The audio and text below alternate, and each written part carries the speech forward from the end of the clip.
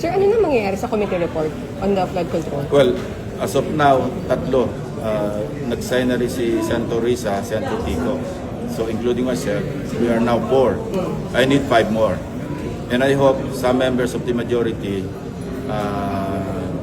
are able to read na the partial committee report and mag-sign na sila para lang ma-report out to the floor para we can move forward.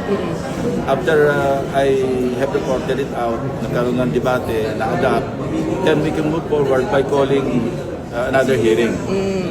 Not necessarily to close the inquiry, but to, at least magkaroon ng conclusion. Abot pa sa'yo bago mag-break itong March? Maski naman break, pwede eh. Hindi naman tayo makapunta ng Middle East. Kasi may gera. So nandito lang karamihan ng senador during this break. So ilang hearing pa, sir? I One or don't two? know. Depende sa information that will be obtained. So sir, ang schedule yung next hearing ng network? Wala pa. Gusto ko nga tapusin muna itong partial committee report.